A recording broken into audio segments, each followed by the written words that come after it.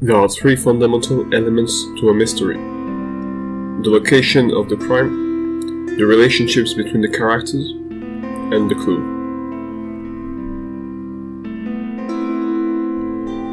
The investigator should study the link between the location of the crime, the relationships between the characters, and the clues. The location is defined by the resources present inside it, its limits, and the potential escapes it presents. The relationship studies are developed between the victim, the suspects, the investigator, and the perpetrator. The clues have two origins. They can be found in the environment or on the people.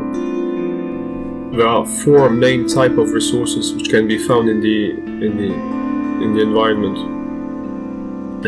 light-based resources, heat-based resources, food and water, and tools. The location's limit gives us three types of information: its scale, the surroundings, and the potential threat which can be found inside them. It also indicates a relative level of isolation. The escapes present in the location are defined by the architecture, and they can indicate us the potential intent of the architect, as well as the itineraries used by the suspects or even the perpetrator. The relationships between the different characters should be studied by the investigator in order to find the perpetrator's identity. The suspects all present a different level of harm. They're all potentially dangerous.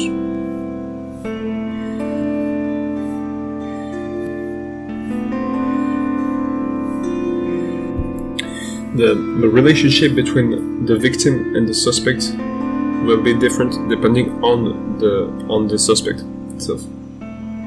Since there will be in most cases multiple suspects available, each individual should be treated separately according to its relationship with the victim. The suspect and the victim may have a mutually desired relationship, as in case number 3, whereas they can also be forced to operate together, as in number 1. Those two are examples of symmetrical relationships. As with number 2, the suspect and the victim may have an asymmetrical relationship, where one of them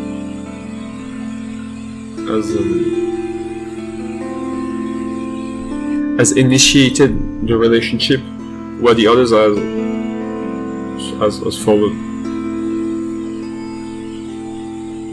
In a similar manner, the relationship between the perpetrator and the victim has been forced by the perpetrator in the case of the crime. This relationship should often be seen as asymmetrical, as the perpetrator will necessarily at some point force the victim to act in a certain manner.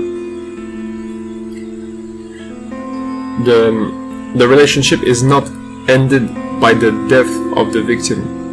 It is ended by the end of the case. So the investigator, which herself could have multiple profiles, even if there aren't multiple investigators, should be linked to the victim in different manners. Because the victim, if she's still alive, may not want the assistance of the investigator that she could see as a hindrance, or as in the relationship number 1, or she can also see the investigator as a true source of help and call for her, as in relationship number 2. Between the perpetrator and the investigator, the relationship will be twofold. Even if the investigator is one individual, as the investigator has to develop her sense of empathy in order to acquire the perpetrator's perspective, she will need to perceive the environment in her perspective, as marked in number 1. But the investigator acts this way in order to stop the perpetrator, not necessarily to protect the victim, but at least to close the case, as depicted in number 2.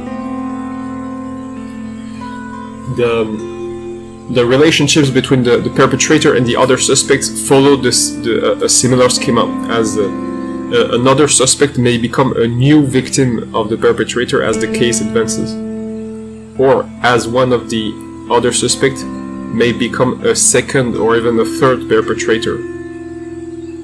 Therefore, there's no need to link directly the perpetrator and the suspect, since these positions are occupied differently as the case advances, but the relationship between the different actors remain the same. The clues may have 2 origins. They might be part of the environment, or they may come from an individual. The objects are a third kind of clue, which are twofold, since they have a function in the environment and they are often owned by an individual. The clues coming from the environment should be placed clearly. They should be placed in order to be found, which will often not be the case, since the perpetrator may want to mask them and hide them into the setting. Regarding the clues coming from the individuals, their value is dependent on the trustworthiness of the individual, which is determined by the testimony they give. This testimony should be observed with two filters: a coherence filter and a consistency filter. The time frame of the crime will be described by each suspect, and the position of the suspect in the setting, the position of the objects in the setting is judged by a coherence factor. Some object will be present in some room at a specific time. That's the coherence factor, the presence of the object or the presence of the person. The consistency factor will regard their continued presence, or how much they are present. If a specific person or object is present in multiple settings, namely the settings where the victim was, will be determinant in term of consistency.